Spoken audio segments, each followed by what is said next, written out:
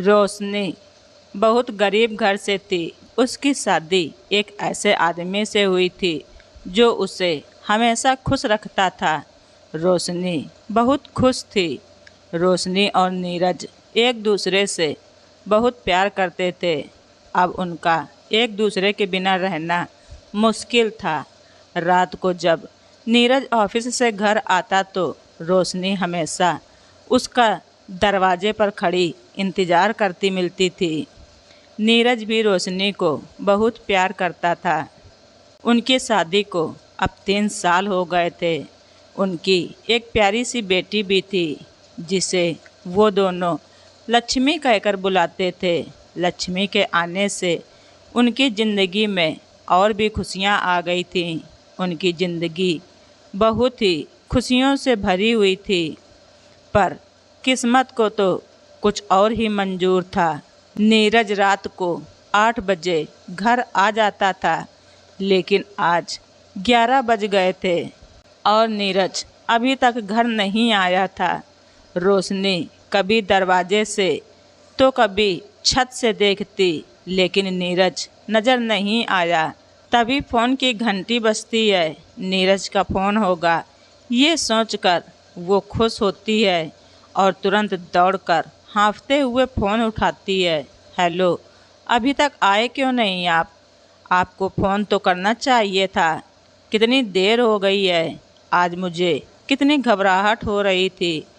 तभी सामने से आवाज़ आती है, हेलो, मैं दिनेश बात कर रहा हूँ। आप नीरज की क्या लगती हैं? इतना सुनते ही रोशनी के पैर कांपने लगे और वो बोली, मैं उनकी पत्नी हूँ। क्यों, नीरज कहाँ है?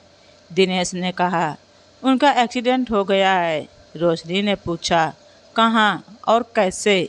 उनको चोट तो नहीं लगी है? दिनेश ने बताया, हम उनको अस्पताल ले आए हैं।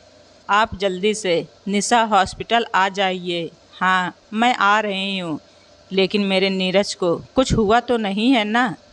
नहीं, आप अभी अस्पताल आ जाइए।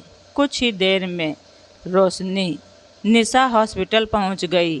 नीरज की मौत तो एक्सीडेंट के समय ही हो गई थी। बस डॉक्टर रोशनी को बताना चाहते थे कि नीरज अब इस दुनिया में नहीं रहा। डॉक्टर की बात सुनते ही रोशनी ज़ोर से चिल्लाई, नहीं, मेरे नीरज को कुछ नहीं हो सकता। नीरज, तुम मुझे छोड़कर नहीं जा सकते। 26 साल की कम उम्र में ही रोशनी विधवा हो गई थी। नीरज की मौत के बाद उसका घर भी बिक जाता है। रोशनी के पिता एक गरीब ड्राइवर थे, इसलिए वो उन पर बोझ नहीं बनना चाहती थी। वो अब लक्ष्मी के साथ किराए के मकान में रहती थी।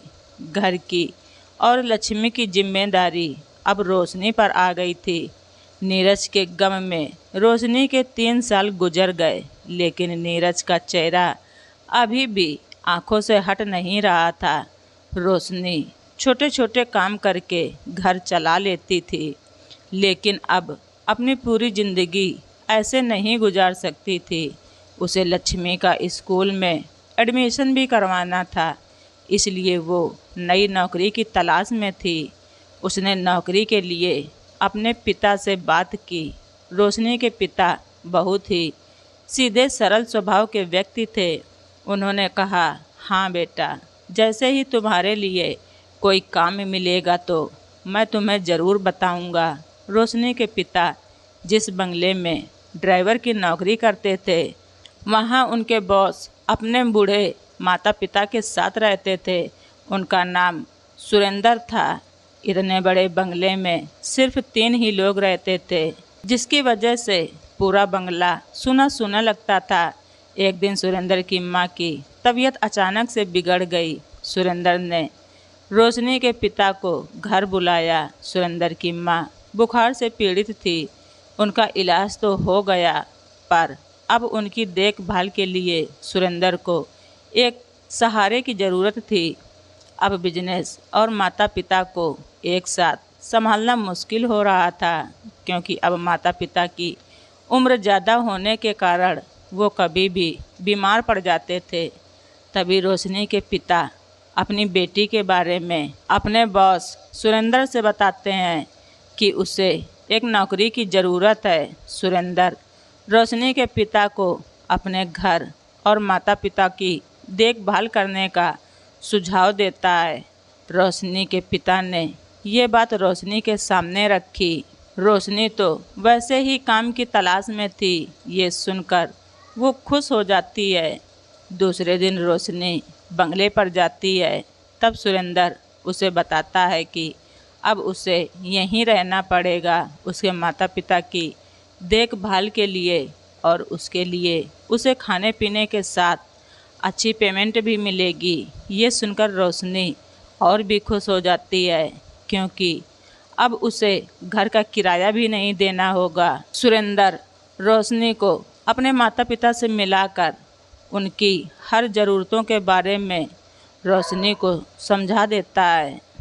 घर का बाकी का सारा काम उसके पिता समझा देते हैं। दूसरे ही दिन रोशनी लक्ष्मी को लेकर बंगले पर आ जाती है। बंगले में एक छोटे से कमरे में वो अपना और लक्ष्मी का सारा सामान लगा लेती है। बस उस दिन से रोशनी बंगले को ऐसे सजा के रखती थी जैसे कोई अपना घर सजाता हो।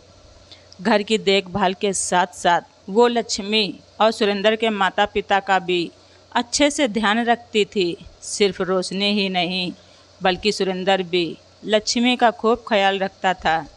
ऑफिस से लौटते ही वो लक्ष्मी के साथ समय बिताता था और उसके साथ खेलता भी था। इतना ही नहीं, उसका एक अच्छे स्कूल में एडमिशन भी करवा देता है और उसकी पढ़ाई का सारा सामान भी लेकर दे देता है।